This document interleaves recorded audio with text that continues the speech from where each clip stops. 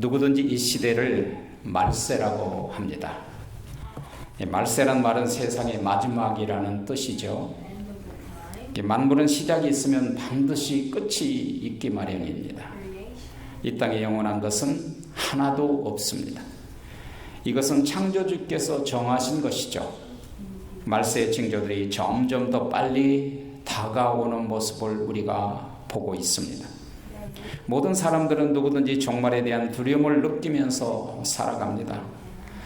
종말이란 말은 세상의 마지막의 끝이라는 뜻입니다. 이제는 세상의 마지막 끝이 보이기 때문에 더 이상 우리가 도망갈 길이 없어요. 이 세상은 날이 갈수록 더욱 두려움과 공포가 점점 가중되어 갑니다. 이 세상 어느 곳에도 안전한 곳은 결코 없습니다.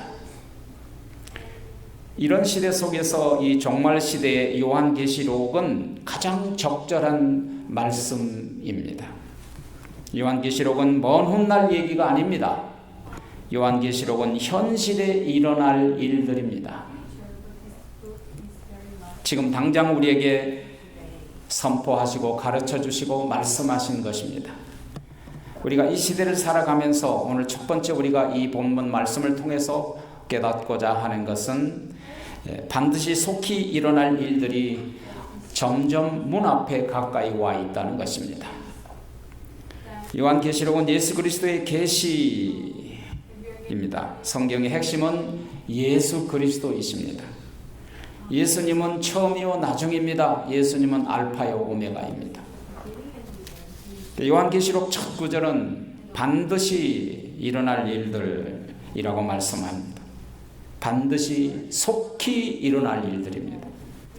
예수님께서 성육신을 입고 이 땅에 오실 것도 반드시 일어날 일이었습니다. 예수님께서 십자가상에서 피 흘려 죽으신 것도 반드시 일어날 일이었습니다. 예수님께서 십자가상에서 죽으시고 장사 지내시고 3일 만에 부활하실 것도 반드시 일어날 일이었습니다. 이제 예수님이 다시 이 땅에 재림하실 것도 반드시 일어날 것입니다. 예수님이 재림하시기 전에 이 땅의 7년의 대환란도 반드시 일어날 일들입니다. 근데 오늘 본문에 보니까 3절에 보니까 그때가 가깝다 그랬어요. 속히 닥쳐올 마지막 날이 우리에게 긴박하게 일어나고 있다는 것입니다. 대환란의 폭풍이 우리 앞에 가까이 매우 급하게 몰려오고 있습니다. 심판의 날입니다. 심판은 하나님의 계획의 마지막 마침표입니다. 아무도 피할 수 없습니다. 왜냐하면 오늘 본문에 반드시 속히 일어날 일들이기 때문에 하나님이 정한 일이기 때문입니다. 그때가 오면 이 세상에 무슨 일들이 일어날까요? 대환란에 오면 하나님께서 반드시 모든 세계가 용광로의 불에 녹아 풀어지듯이 없어질 것이라고 말씀하십니다. 그날은 전에도 없었고 후에도 없을 전무후무한 무서운 환란의 날입니다. 예수님께서 이 땅에 계실 때 이 대환란을 미리 지혜의 눈을 가지고 잘 분별하라고 했어요. 세상을 잘 살펴보아라. 그때는 환란이 있을 것이다. 창세로부터 지금까지 그런 환란이 없었고 앞으로도 없다는 거예요. 마지막, 그러니까 마태복음 24장의 말씀에서 예수님이 우리에게 하신 말씀이죠. 창세로부터 지금까지 이런 환란이 없었고 후에도 없으리라는 말은 최후의 환란이라는 거예요. 그날이 오기 전에 그리스도인들은 지혜로운 눈을 가지고 세상이 어떻게 지금 돌아가고 있나 하고 이렇게 잘 살펴보셔야 돼요. 마태복음 24장에서 예수님이 예화를 하나 들어서 말씀하셨잖아요. 무화과 나무 비유를 배우라. 가지가 연하여지고 잎사귀가 무성하면 여름이 가까워 온 줄 아나니 그와 같이 너희도 이 모든 것을 보고던 인자가 가까이 곧 문 앞에 이른 줄 알라. 그럼 무화과 나무가 무성하다는 뜻이 뭘까요?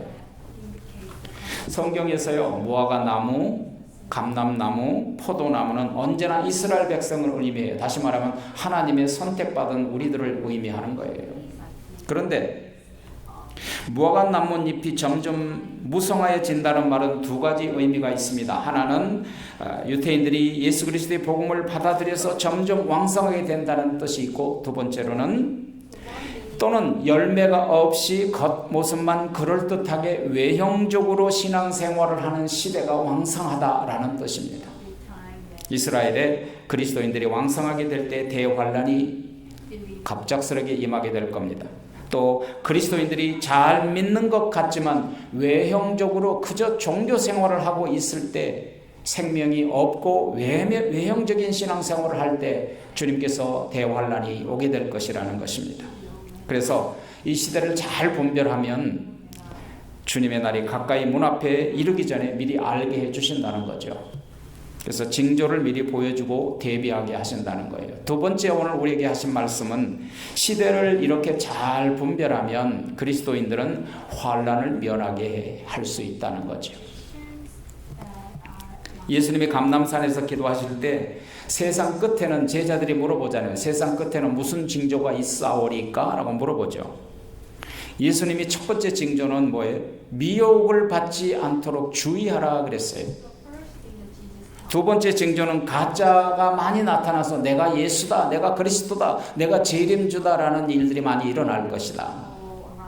세 번째 징조는 온 세상에 난리와 난리의 소문이 그냥 각처에 난리 소문이 들릴 거다. 네 번째 징조는 민족을 나라가 나라를 대적하여 세계 곳곳에 전쟁이 일어나고 기근이 일어날 것이다. 그러니까 사람들이 굉장히 두려워하겠죠. 다섯 번째 징조는 세계 각처에 전에도 없고 후에도 없는 심각한 기근과 무서운 지진들이 일어날 것이다. 여섯 번째 징조는 사람들이 그리스도를 환란에 넘겨주고 죽일 것이다 그랬어요. 근데 이때가 되면 이미 정부에서 교회를 통제하고 교회 가는 사람들을 체포하여 무서운 형벌을 가하는 그런 시대가 될 거라는 것입니다. 요즘 코로나 바이러스 때문에 교회를 끊어버리고 방콕하신 분은 정신을 차려야 됩니다. 그러다가 도적같이 임할 수 있습니다. 예수 그리스도를 믿는다는 것 때문에 세상 사람들로부터 학대를 받고 미움을 받게 되는 그런 시대가 있습니다. 우리가 여러분 그렇잖아요. 코로나 바이러스 때문에 교회 가서 예배를 드린다는 것 때문에 세상 사람들이 얼마나 미워했습니까? 이때는 적그리스도가 세상을 다스릴 때에 해당하는데요. 일곱째 징조는 불법이 성함으로 사랑이 식어진다 그랬어요. 무슨 말이냐면 사람들이 곳곳에 기근, 지진, 소문에 소문, 난리에 난리, 전쟁이 나니까 사람들이 극도의 혼란 속에서 살아야 되기 때문에 사랑은 온데간데 없고 믿음도 온데간데 없어진다는 거예요. 그러니까 그냥 내 자신이 살아남으려고 나만 생각하고 내 목숨만 지키려는 극도의 이기심이 판을 치게 된다는 거예요. 오죽하면 가족들끼리도 예수 믿는 사람을 아버지가 자식을, 자식이 아버지를 넘겨주는 시대가 올 거라고 얘기를 합니까? 우리 다 죽느니 네가 나가서 예수 믿는다고 고백하면 우리 남은 가족은 살지 않니? 이런 시대가 반드시 오게 됩니다. 여덟 번째 징조는 선지자 다니엘이 예언한 것처럼 멸망에 가증한 것이 거룩한 곳에 서는 것을 우리가 보게 된다는 거예요. 이제 조금 더 있으면 이런 일이 일어날 겁니다. 거룩한 성전의 십자가를 뜯어내버리고 그 자리에 이방 신상이나 혹은 적그리스도 신상을 저기다가 세우게 됩니다. 여러분, 과거를 알면 현재를 알고 현재를 알면 장래, 미래를 알게 되는 거예요. 우리가 한번 과거를 생각해 보세요. 일본이 한국을 점령했을 때 조선 말기 시대처럼 일본 정부가 강압적으로 신사참배를 하라고 했을 때 전 국민의 99%가 신사참배를 했습니다. 지금 현재 두려움과 공포로 정치를 하고 억압을 하고 있는 이북 공산당이 김일성 신상을 세워놓고 거기에 절하라고 하니까 이북 사람들이 99%가 그 김일성 신상 앞에 지금 절을 하고 있습니다. 적그리스도의 통치를 받은 시민들에게 666표를 손등이나 이마에 붙여주고 그걸 받지 않으면 비즈니스도 못하게 하고 택시도 못하고 버스도 타지 못하고 비행기도 타지 못하고 외국도 가지 못하고 더 나아가서 그 표가 없으면 물건을 사거나 팔지도 못하고 매매를 못하게 한다고 성경에 분명히 말씀하십니다. 이 시대가 지금 바로 눈앞에 가까이 왔습니다.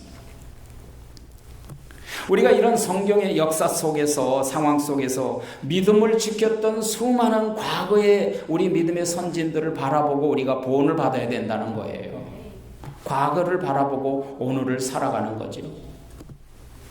여러분, 다니엘의 세 친구 사드락과 메삭과 아벳느고가 느부갓네살 신상을 세워놓고 거기에 절하지 않으면 7배나 뜨거운 풀물 속에 집어넣어 버린다고 그러니까, 그래도 내가 신상에 절해서 지옥 가느니 하나님의 말씀에 불순종하느니 차라리 내가 불못에 던져 질지라도 신상에 절하지 않았던 사드락과 메삭과 아벳느고의 그 모습을 우리가 기억해야 돼요. 그랬더니 하나님께서 그를 머리털 하나도 상하지 않고 구원해 주셨다라는 거예요. 다시 말하면 우리가 그렇게 해서 하나님의 절대적 순종을 통해서 이방신에게 절하지 않고 내 믿음을 지켜서 혹 순교를 당한다 할지라도 우리에게 구원해 주실 것을 말씀하시는 거예요. 지금 세계정부는 이런 정부 주도 통제들을 위해서 오늘날 1차 실험을 하고 있지 않을까 제가 생각해 봤습니다. 지난 코로나 시대, 지금 우리 시대에 지난 1년 반 동안에 우리들은 두려움으로 꼼짝도 못했어요. 사람들을 집안에 가둬놓고 통제를 했습니다. 코로나 백신을 이제 받지 않으면 비행기를 못하게 한다든가, 백신 카드가 없으면 외국에 나가지 못하게 한다든가, 백신 카드가 없으면 물건도 매매하지 못하고, 그 다음에 이런 것들을 666 표를 받기 전에 미리 실험적으로 시행하고 있지 않을까, 저는 그렇게 생각합니다. 요한계시록은 예수님께서 미리 말씀해 주신 마태복음 24장과 굉장히 밀접한 관련을 가지고 있습니다. 예수님께서 마태복음 24장에서 대환란이 오기 전에 몇 가지 우리에게 주의사항을 주셨습니다. 그 몇 가지 주의사항은 뭡니까? 첫째, 미혹을 받지 않도록 주의하라. 둘째는 환난을 끝까지 견디는 자는 구원 얻을 것이다. 환난을 끝까지 견딘다는 말은 박해를 견디고 인내하고 그리고 고통을 감수하라는 거예요. 그런 시대가 오면. 네 번째로는 멸망에 가증한 것이 거룩한 것에 세워진 것을 보고든 빨리 도망가거라, 산으로 도망가거라 그랬어요. 무슨 말인 줄 아십니까?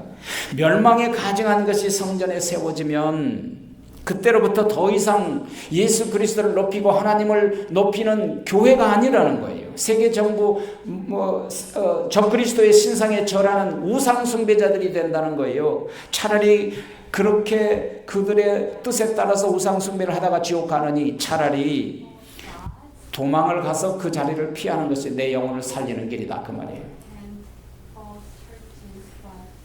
다섯 번째는 기도하라요. 기도 외에는 다른 방법이 없습니다. 성경에 보면 이 세상은 하나님께서 창조하셨고 하나님께서 이 피조물을 소멸시키도록 작정하셨습니다. 성경의 구절은 첫 구절은 태초에 하나님이 말씀을 창조하시느니라 선포하셨죠. 그런데 놀라운 사실은 요한계시록 마지막 부분에 하나님이 창조하신 처음 하늘과 처음 우주 만물이 다 없어지고 그랬습니다. 새 예루살렘 성전이 보이더라, 하늘에 있더라 그랬습니다.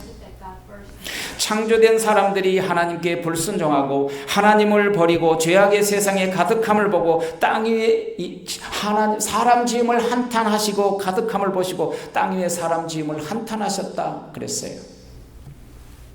그래서 하나님이 어떻게 하셨습니까? 40일 동안 밤낮으로 비를 내리셔서 세상을 홍수로 심판하셨잖아요.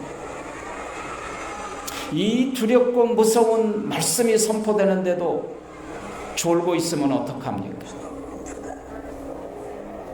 땅 위에 있는 모든 생명 다 쓸어버렸습니다. 그리고 다시는 홍수로 세상을 심판하지 않겠다고 약속하셨죠. 이 약속의 증표로 하나님께서 보여주신 게 뭡니까? 무지개 아닙니까? 무지개를 볼 때 우리는 하나님의 언약을 기억해야 돼요. 이제는 물이 아니라 불로 세상을 심판하신다는 그 경고를 우리가 잊지 말아야 돼요. 이제는 물이 아니라 불로 이 세상을 멸망할 겁니다. 대환란 후에는 이런 일들이 일어날 거예요. 베드로후서 3장 10절 12절에서는 그러나 그 주의 날이 도적같이 오리니 그날에는 하늘이 큰 소리로 떠나가고 체질이 뜨거운 불에 소멸되어 녹아 없어지고 모든 것이 그렇게 풀어지리니 그날에 하늘이 불타서 없어지고 체질이 뜨거운 불에 소멸된단 말이에요. 마지막 세 번째로는 종말은 이미 구약 성경에서부터 계시해 주신 거예요. 예수님이 오셔서 작정한 게 아니라 그 말입니다. 한마디로 말하면 구약은 종말에 대한 계시의 말씀이잖아요. 구약이라는 것은 창세기부터 장차 오실 구속자에 대한 계시로 가득 차 있잖아요. 우리의 첫 조상 아담과 하와가 하나님께 범죄하여 에덴 동산을 쫓겨날 때부터 이미 종말에 대한 구속자에 대한 계시를 해주신 거죠. 창세기 3장 15절에 보면 내가 너로 여자와 원수가 되게 하고 너 후손도 여자의 후손과 원수가 되게 하리니 여자의 후손은 네 머리를 상하게 할 것이요 너는 그의 발꿈치를 상하게 할 것이다. 예수님이 발꿈치에 못이 박히고 손에 못이 박혀서 마귀의 상함을 받고 십자가에 달려 죽지만 결국은 예수 그리스도께서 여자의 후손으로 태어나신 예수님이 마귀의 대적의 문을 열고 사탄 권세를 깨뜨리시고 승리하실 거라는 거예요. 이 언약은 구약 전체에 흐르고 있어요. 아담과 하와를 꼬여서 죄를 짓게 만든 뱀은 사탄의 대리자죠. 결국 여자의 후손 뱀의 머리를 밟고 상하게 하고 그리고 예수님이 승리하신 거죠. 장차 오실 구속자는요, 특히 믿음으로 구원받는 믿음의 조상 창세기 22장에 아브라함에게 말씀하세요. 아브라함이 독생자 이삭을 모리아 제단에 드릴 때 여호와 하나님께서 다시 한번 구속을 계시하시잖아요. 창세기 22장에 보면 여호와께서 이르시기를 내가 나를 가리켜 맹세하노니 내가 이같이 행하여 네 아들 독자라도 아끼지 아니하였은즉 내가 내게 큰 복을 주시고 내 씨가 크게 번성하여 하늘의 별과 같고 바다의 모래같이 하리니 내 씨가 그 대적의 성문을 차지하리라. 또 내 씨로 말미암아 천하 만민이 복을 받으리니 이는 네가 나의 말을 준행하였음이니라. 이 나타나신 중요한 단어를 보면 첫째는 하나님의 맹세예요. 그 맹세 내용은 뭐냐면 네가 그 씨로 말미암아 큰 복을 받을 것이다. 네 후손이. 아브라함이 받을 큰 복은 그 씨로 말미암아 하늘의 별과 같고 바다의 모래알같이 번성하게 되는 복입니다. 여기서 큰 복의 근원이 될 씨는 무엇일까요? 그것은 장차 오실 구속자 예수 그리스도예요. 먼저 와서 세상을 지배하고 통치하고 대적을 내어 쫓고 그리고 약속의 씨가 되신 그리스도 예수께서 오셔서 대적의 성문을 도로 차지하신다. 빼앗겼던 것을 다시 차지하십니다.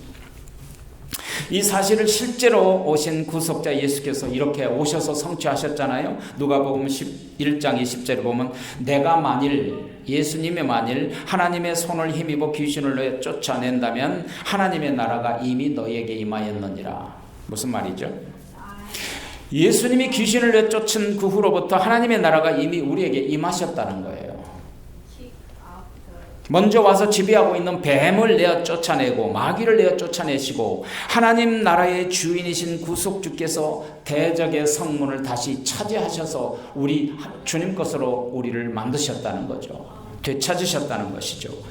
그러면서 강한 자가 무장을 하고 자기 집을 지킬 때는 그 소유가 안전하지만 더 강한 자가 와서 그를 굴복시킬 때는 그를 믿던 무장을 빼앗고 그 재물을 늑탈하느니라. 뱀보다도 강하고 사탄보다도 더 강하신 주님께서 오셔서 그들을 내어 쫓으시고 그리고 성문을 차지하셨다는 거예요. 창세기에 나타난 종말에 대한 구절, 야곱에게 하신 약속. 야곱이 우리가 성경 공부에서도 얘기를 했지만 야곱의 형 에서를 피해서 날 살려라고 도망을 갔어요. 어머니 리브가가 형이 널 죽이려고 칼을 갈고 있으니까 빨리 하란 내 친정 삼촌 라반에게 빨리 도망을 가라고 도망을 시켰어요. 에서는 날마다 칼을 차고 활을 차고 부하들을 데리고 말을 타고 다니며 짐승을 잡아먹는 혈기왕성한 사람이기 때문에 얼마나 형이 두려웠으면 걸어만 나를 살려라. 보통 사람들이 3일 길을 단 하루 만에 그냥 도망을 간 거예요. 그래서 지쳐서 들판에 누워 잤습니다. 바로 그것이 베델이에요. 꿈을 꿨는데 하늘과 땅으로 이어지는 사닥다리가 보이고 그 사닥다리 위로 천사들이 오르락내리락 하는 모습을 환상 가운데 본 거예요. 그런데 갑자기 저 사다리 맨 끝 하늘에서 음성이 들렸어요. 야곱아, 나는 여호와 너의 조부 하나님의 여호와요 이삭의 하나님이라. 내가 누워있는 땅을 너와 네 민족에게 주리니 네 자손이 티끌같이 되어 네가 동서남북에 퍼져나갈 것이며 땅의 모든 족속이 내 자손으로 말미암아 땅의 모든 족속이 복을 받을 것이니라. 이건 뭐냐면 아브라함에게 하셨던 약속을 갱신해 주신 거예요. 똑같이. 여기서 주신 하나님의 약속의 말씀 중에 중요한 것은 네 자손들로 말미암아가 아니에요.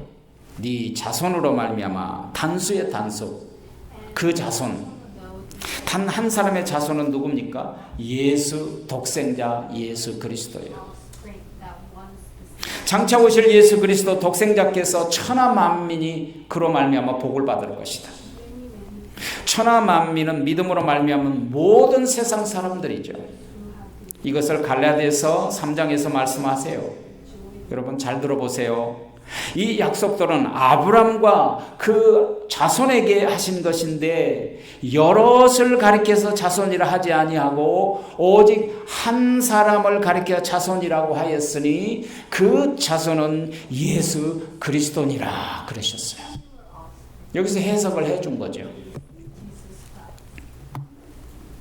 유일하게 그 한 사람, 그 자손이 예수 그리스도다. 그리고 그로 말미암아 천하 만민이 복을 받을 것이다. 그리고 갈라디아서 3장 그 후에 7절 8절에 보면 그런즉 믿음으로 말미암는 자들은 아브라함의 자손인 줄 알지어다. 아브라함이 이방을 믿음으로 말미암아 의로 정하실 것을 성경에 미리 알고 하나님이 아브라함에게 복음을 전하신 거예요. 이방인이 너로 말미암아 큰 복을 받을 것이다. 갈라디아서 3장 9절에서 그러므로 믿음으로 말미암는 우리들은 믿음이 있는 아브라함과 함께 동일한 복을 받을 것이다. 아브라함에게 주신 복이 오늘날 나의 복이라고 믿으십니까? 구약시대에 나타난 종말론에 대한 여러 가지 또 하나의 구절이 있는데 그것은 종말 구속자에 대한 세 가지 특징이 있어요.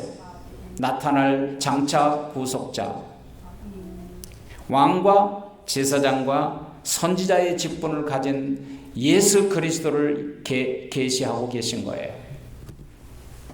이 세 가지 직분자들은 특징이 있는데 그것은 하나님이 직접 정하시고 하나님이 기름을 부으신 거예요. 모세가 이스라엘 백성들을 이끌고 홍해를 건넌 후에 40년간 메마른 광야에서 얼마나 고난을 당했습니까? 40년이 지난 다음에 앞에 보이는 적과 꿀이 흐르는 가나안 땅을 바라보고 신명기에서 이렇게 계시해 주셨어요. 신명기 18장 15절에 보면 네 하나님 여호와께서 너희 가운데 내 형제 중에서 너희들의 형제 중에서 너희들을 위하여 나와 같은 모세와 같은 선지자 하나를 일으키리니 너희는 이제부터 그의 말을 들을지니라. 모세와 같은 선지자 하나를 일으켜서 쉐마 이스라엘아 들어라. 그 그분이 바로 영원한 대제사장이신 예수님이세요. 멜기세덱의 반차를 따라서 오셨던 대제사장이에요.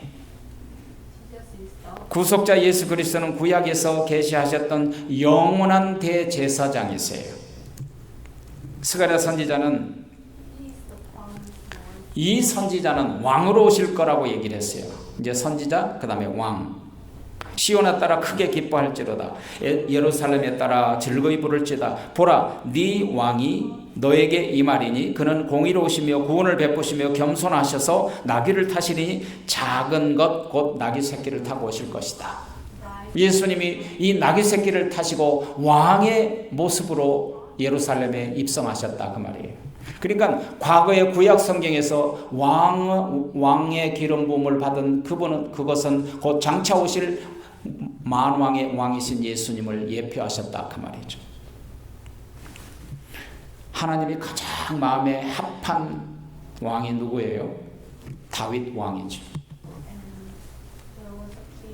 나단 선지자가 왕의 보좌에 앉아있는 다윗 왕에게 어느 날 찾아가서 이렇게 하나님의 말씀을 전했어요. 사무엘 7장이죠. 다윗아, 네가 이제 소환이 차서 내 조상들과 함께 잘 때, 누울 때, 죽을 때 내가 내 몸에서 날 씨 하나를 너 뒤에 두어서 그 씨가 내 나라를 견고하게 하고 영원히 견고하게 하리라 그러셨어요. 그게 뭐예요? 그 씨, 영원히 하나님 나라를 견고하게 하실 그분, 왕의 왕 중에 왕이신 예수님을 계시하신 거죠. 그리고 이사야 선지자는 뭐라고 구속자에 대해서 계시했나? 이사야 7장 14절에 보면 하나님이 너에게 친히 징조를 너에게 보여주리니 처녀가 잉태의 아들을 낳을 것이요 그 이름을 임마누엘이라 하리라. 창세기에 계시하셨던 대적의 성문을 차지할 구속자가 동정녀 마리아를 통하여 인간의 몸을 입고 성육신 하실 것이다. 그런데 그 성육신 하신 그분이 임마누엘이 될 것이다. 임마누엘이라는 말은 하나님이 우리와 함께 하신다 그 말이에요. 여러분이 하나님과 함께 하신다면 믿으시면 아멘 하세요. 우리와 함께 하시려고 오신 거예요. 우리가 예수님과 함께 죽을 때 우리가 예수님과 함께 할 수 있는 거예요. 예수님과 함께 살 때 우리는 예수님과 함께 할 수 있는 거예요. 바로 그분이 나와 함께 하신 하나님이세요. 그런데 이 두려운 종말에 하나님과 함께 하시고 임마누엘 대신 우리 속에 계셔서 이 두려움의 종말을 이기게 해 주시겠다라는 거예요. 그런데 그 이김을 받으려면 하나님과 동행함으로 말미암아 하나님의 것으로 내가 충만히 가져야 되지 않겠어요? 그렇죠? 요한일서 4장 8절에 보면 18절에 보면 사랑 안에 두려움이 없고 온전한 사랑이 두려움을 내어 쫓나니 두려움에는 형벌이 있음이니라 그랬어요. 두려워하는 자는 사랑 안에 온전히 이루지 못한다. 아니 지옥 갈 사람이 죽을 때 두려워합니까? 담대합니까? 두려운 사람은 하나님의 사랑이 없는 사람이에요. 하나님의 말씀은 믿음은 하나님의 말씀을 들을 때 옵니다. 그런데 그 하나님의 말씀을 들을 때 하나님의 사랑을 알게 됩니다. 이 두렵고 무서운 종말에 믿음으로 세상을 이기고 하나님의 사랑으로 하나님의 사랑을 품고 이 대환란을 이겨나가라는 거예요. 요한계시록 1장 3절에 보면 그러려면 어떻게 해야 돼요?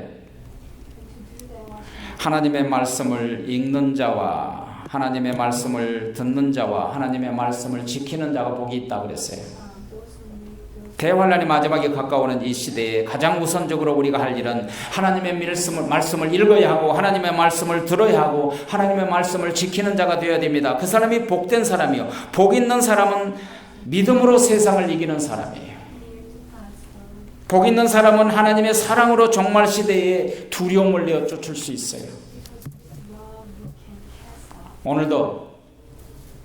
오늘 이 시대에 반드시 되어질 일들이 우리에게 닥쳐올 텐데 그 일들이 우리에게 임하는 그런 현실 가운데서 우리가 세상을 잘 살펴보고 유혹받지 말고 유혹당하지 말고 미혹당하지 말고 하나님의 말씀을 가지고 믿음으로 하나님의 말씀을 듣고 하나님의 사랑으로 품고 이 두려운 시대를 이기는 저와 여러분이 되시기를 주 예수 그리스도 이름으로 축복합니다. 아멘. 기도하겠습니다.